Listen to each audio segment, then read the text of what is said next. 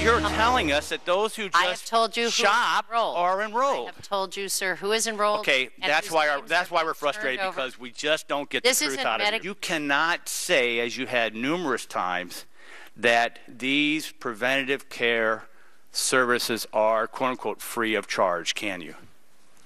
They are free to the consumer, yes, sir. They are not. There is no free lunch, Madam Secretary. If you have preventive care and prevent a more costly hospital stay, cancer. All right, I got it.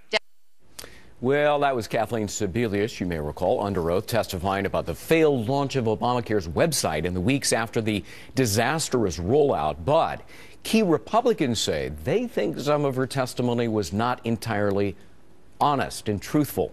In a 12-page letter, House Oversight Committee Chair Darrell Issa warning Sebelius she could face perjury charges if she doesn't correct her testimony. Congressman Trey Gowdy sits on the House Oversight Committee. He joins us live. Congressman, always good to talk to you. So the letter, and I have excerpts here, says correct the record and be truthful. What, in your judgment, was she allegedly not truthful about?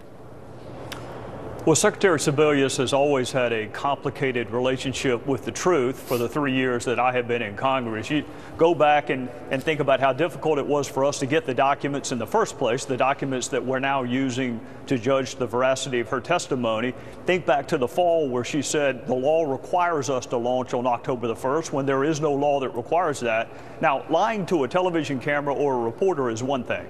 Lying to a committee of Congress is actually a crime. No matter how unpopular we are, you still can't lie to a committee of Congress. There are three areas that Chairman Issa is concerned about. Number one, the testing that was done prior to the launch. And there's a witness named Teresa Fryer. Her testimony is in direct contravention or direct conflict with Secretary Sebelius. Right. It's tough to win those cases, which is why we need the documents. And Sebelius also testified that the Maitri Corporation recommended the launch proceed on October 1st. Is that also, in your judgment, not true?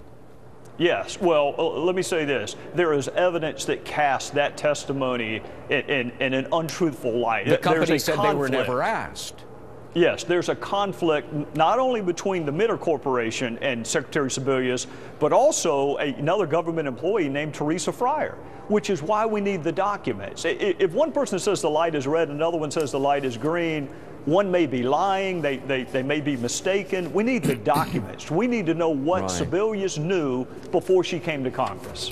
You know, in order to be convicted of perjury, you have to prove that somebody knowingly and intentionally committed a material false representation of fact. Maybe she was just uninformed, and many of her critics say she's incompetent. Well, neither of those are a crime, are they? No, incompetence is not a crime. If it were, I wouldn't have very many colleagues, and I probably wouldn't be here either. Now, let me say this. You also have a duty to educate yourself. Think back to Clapper. Clapper said he gave the least untruthful response. Well, that's not an option. You either say yes, no, or I don't know, or you can do like Lois Lerner did and invoke the Fifth Amendment, but you can't testify falsely. Did she know? Did she have a duty to know? That's what the documents are going to tell us. And Greg, she doesn't want us to have the documents. Remember, the last time I was on your show, it's because she was instructing the third parties not to give us the documents that we need to determine whether or not she lied to us. Should she be fired or resign? If you want to go back in a time machine 2 years ago, yes. I mean, he can't get anybody else confirmed because that person's going to have to answer the questions that she won't answer. I don't know if you heard her testify about the HHS contraception mandate, but she's in over her head. She doesn't know the law and she doesn't know health care. So how you can oversee the rollout of a takeover of 1/6 of the economy when you don't know the law and you don't know health care, you're going to have to ask her boss, but I thought she should have been gone a long time ago. Congressman Trey Gowdy, good to see you as always. Thanks very much. Yes, sir. You too.